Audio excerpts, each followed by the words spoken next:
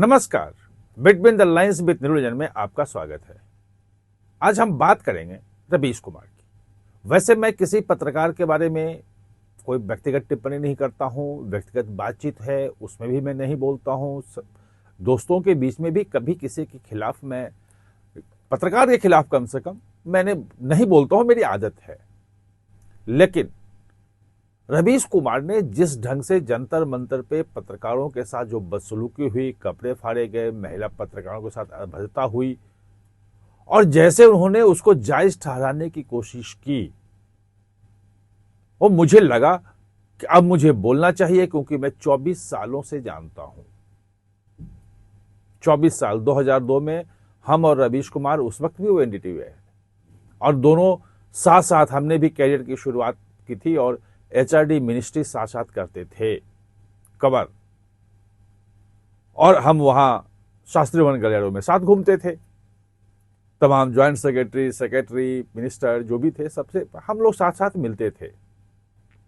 बाद में जब देवांग चले गए और रवीश कुमार वहां प्रमुख बने, तो उस वक्त मनीष कुमार बिहार वाले, रवीश कुमार और विनोद दुआ ने बुला के 2007 में मुझे नवंबर में नौकरी भी दी थी। उनका ऑफर लेटर भी मेरे पास आया था, लेकिन उसी वक्त आज तक से ऑफर आ गया तो मैंने आज तक ज्वाइन कर लिया था।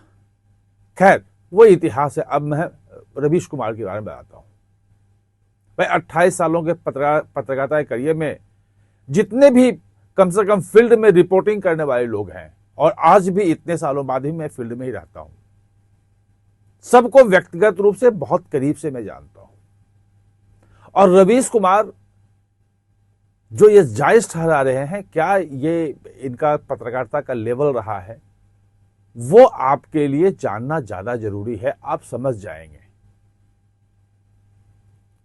2002-03 में आपको ध्यान होगा कि आईआईटी और आईएम की फीस कम की जा रही थी। मुरली मनोहर जोशी जैसे अभी पूरा आंदोलन चल रहा है ना कि धर्मेंद्र प्रधान को हटाओ, ऐसे ही मुरली मनोहर जोशी के खिलाफ आंदोलन हुआ था। और आंदोलन पता ही तो पेपर लीक का मामला था।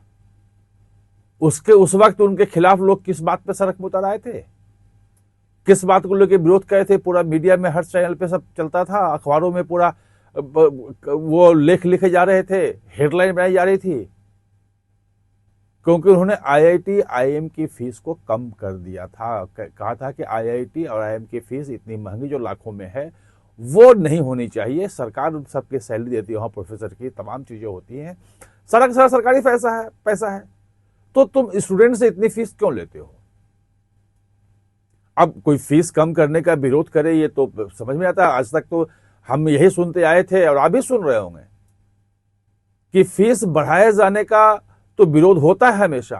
लोग कोर्ट भी जाते हैं, छात्र सड़कों पर उतरते हैं, लेकिन अगर कभी कम फीस किया जाए, चाहे आईआईटी आईएम का ही क्यों ना हो, तो क्या कभी कोई सड़क पे उतरता है?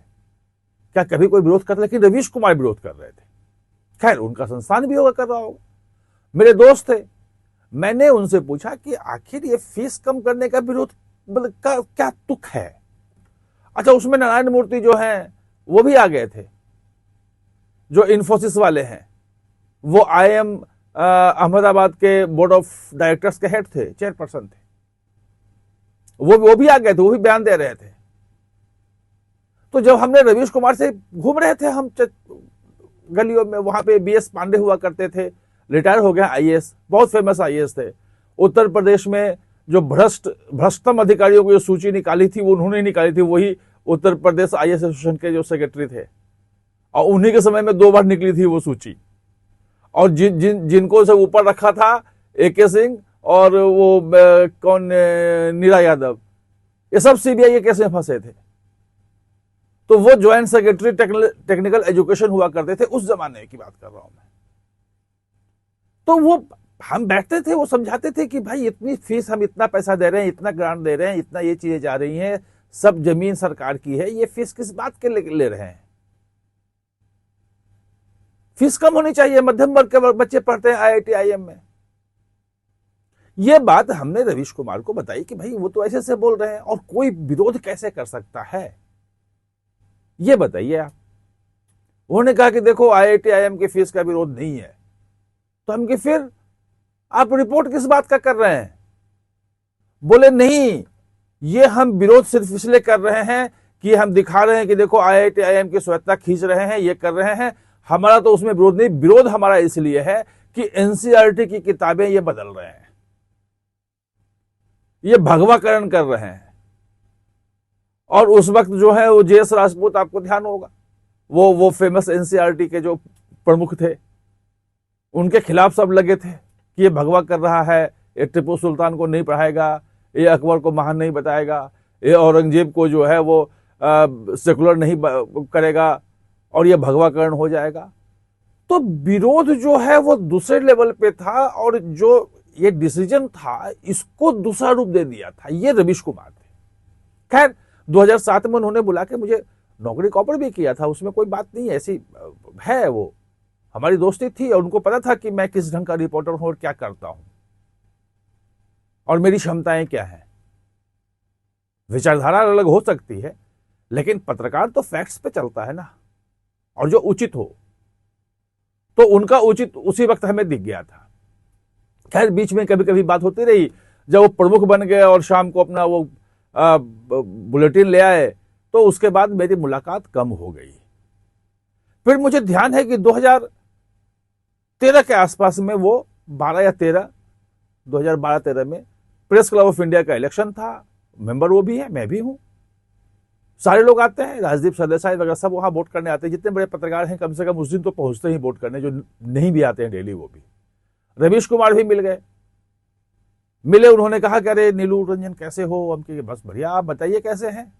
आप तो टीवी पे छाए हुए हैं, मैंने तो टीवी छोड़ दिया। मैं 2009 में फरवरी में दैनिक जागरण आ गया था फिर से, क्योंकि उस वक्त चैनलों पे कोई खबर वबर चलती नहीं थी, बाबा भूत प्रेत आत्मा और पता नहीं क्या क्या सब चलता था, सांप बिच्छू सब चलता था। तो मैं छोड़ दिया था कि मैं तो रह ही नहीं पाऊंगा, वो मैं कर ही नहीं सकता था। तो मैंने उनको बोला कि भाई मैं तो दैनिक जागरण में हूं, अगर आप दैनिक जागरण पढ़ते होंगे तो महीने में कम से कम 12-14 दिन तो फ्रंट पेज पे मेरी खबर होती है और बाईलाइन होती है। मैं तो रोज स्टोरी लिखता हूं और अच्छी लिखता हूं और आज भी लिखता हूं। आज भी अगर आप दैनिक जागरण पढ़ेंगे तो मेरा पढ़ लेंगे यार, मैं तो लिखने वाला आदमी हूं। तो रवीश कुमार ने कहा कि नीलू सॉरी, मैं कोई अखबार नहीं पढ़ता हूं, मैंने अखबार पढ़ना बंद कर दिया है। तो मैंने कहा कि फिर आप शाम का शो कैसे करते हैं? बोले नहीं, मुझे जानकारी होती है, मुझे क्या बोलना है मुझे पता है और मैं उसके हिसाब से अपना शो करता हूं, मैं अखबार नहीं पढ़ता हूं। तो ये रवीश कुमार है। और उस दिन के बाद मैंने रवीश कुमार को अभी फोन नहीं किया। एक आध बार उनका फोन आया भी तो मैंने उठाया नहीं। मैंने कहा कि जो व्यक्ति, जो पत्रकार अखबार ही नहीं पढ़ता हो, फिर उसे बात क्या करना? वो सिर्फ अपनी बात कहेगा, आलाप करेगा और अनर्गल चीजें कहेगा, विचारधारा की चीजें कहेगा, क्या फायदा उससे? और आज की तारीख में मैं बहुत आहत हूं कि मतलब इस ढंग का आदमी जिसको मैं जानता था, इस लेवल पे चले जाएंगे ये नहीं जानता था मैं, कि अगर पत्रकारों को पीटा भी जा रहा है तो उसको वो सही ठहरा रहे हैं। भाई रवीश कुमार जी, ये लोकतंत्र इसीलिए है कि आप अलग सोचते हैं और मैं अलग सोचता हूं। अगर जो मैं सोचता हूं वही सोचने के लिए आपको मजबूर कर दूं तो वो फिर कम्युनिज्म होगा, मार्क्सवाद का होगा वहां पे, फिर या तालिबानी होगा कि जहां पे आपको सीधे सड़क पे गोली मार दी जाएगी, तानाशाही होगा। और जो आप सोचते हैं वो मैं सोचने के लिए मुझे मजबूर कर दे, ये नहीं होता है। सबको अपनी अपनी बात रखने का हक है। और पत्रकार अगर वहां रिपोर्टिंग कर रहा है,